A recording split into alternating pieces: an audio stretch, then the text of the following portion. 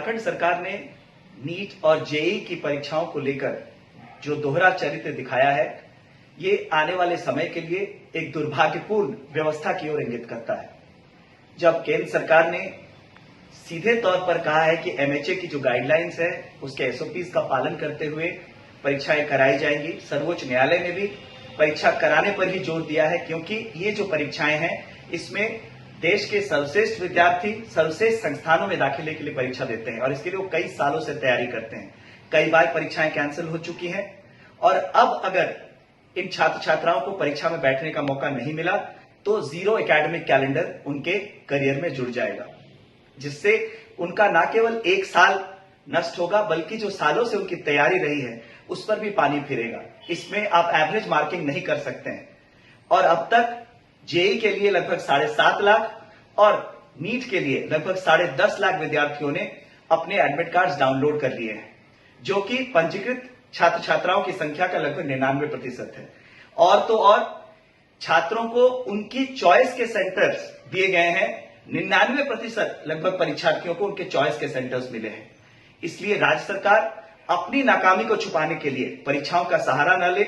जब आप मॉल्स को खोलने की अनुमति दे रहे हैं, दुकानों को खोलने की अनुमति दे रहे हैं और धीरे धीरे अनलॉक की ओर देश बढ़ रहा है, तो हमें कोरोना वायरस की सच्चाई को स्वीकार करते हुए कैसे जीवन की बाकी चीजें उसके साथ आगे बढ़ेंगी, एसओपीज का हम पालन कैसे बेहतर तरीके से करवा पाएंगे, इसकी व्यवस्था राज्य सरकार को करनी चाहिए। कोरोना वायरस में से पीड़ित संक्रमित लोगों की संख्या कितनी थी? 500 लगभग देश में, पूरे देश में।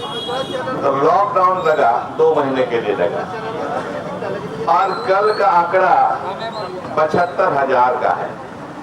हो सकता है आने वाले दिनों में इससे भी ज्यादा हो, लाख तक पहुंच जाए। ऐसा नहीं होना चाहिए। हम भगवान से मनाते हैं कि बीमारी बढ़े नहीं, लेकिन जो हो रहा है उसकी गति को रोका कैसे जाए? कोशिश तो खूब हो रही है। तो 75,000 कल निकला और लॉकडाउन हुआ 500 पर और 75,000 के बाद अब एग्जाम लड़कों का, वो भी 28 लाख बच्चों का एग्जाम दिया जा रहा है। बच्चे दोनों जेईई और नीट की परीक्षा हो रही है। 1 तारीख से 6 तारीख तक सितंबर जेईई की परीक्षा होगी, फिर 13 सितंबर को नीट की परीक्षा होगी। देखिए इसमें दिक्कतें क्या है इस पीरियड में, यह कोई समझना पड़ेगा, देश को समझना पड़ेगा और भारत की सरकार को समझना पड़ेगा और जो भाजपा शासित राज्य हैं उनको भी समझना पड़ेगा। क्योंकि मुख क्यों हो गए हैं, बधिर क्यों हो गए हैं? वो दोनों हो गए हैं, मुख हो गए हैं, बधिर हो गए हैं। लोग कह रहे हैं कि परीक्षा को भी टालिए, स्थिति अच्छी नहीं है।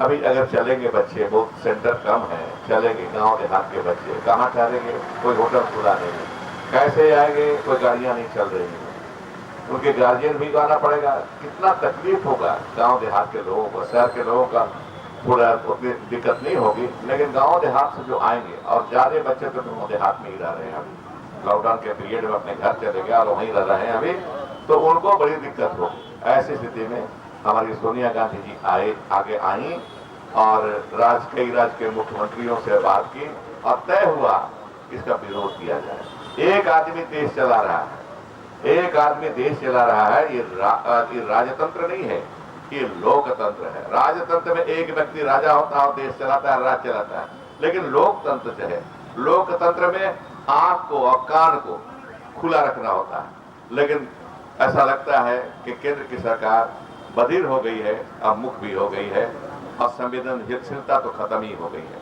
तो हम विरोध करते हैं। इसीलिए आपने पूछा कि सड़क में क्यों बैठे हैं आप, तो इसीलिए हमको खिलाफ करना, विरोध करना है केंद्र सरकार की नीतियों का। और ये भी बात है, अब कहेंगे कि सुप्रीम कोर्ट का आदेश है। सुप्रीम कोर्ट को आपने बताया नहीं कि स्थिति क्या है कोरोना की। स्थिति बताते आप तो सुप्रीम कोर्ट भी जरूर सुनती, जरूर उस पर करती, विचार करती। आपने बताया नहीं, सरकार ने बताया नहीं कि देश की स्थिति क्या है। 500 से शुरू हुए और लॉकडाउन हुआ और आज 75,000 हो गया, तो परीक्षा ले रहे हैं। कोई मतलब नहीं है इसका। जब टूटती है आस, जब थकती है सांस, जब रूठते हैं अपने, मुंह मोड़ता है जमाना, जब अंगड़ाई लेता है संकल्प, फिर बनती है कहानी। बनते हैं अनमिट निशान। देखिए मेरे साथ संघर्ष की दास्तान।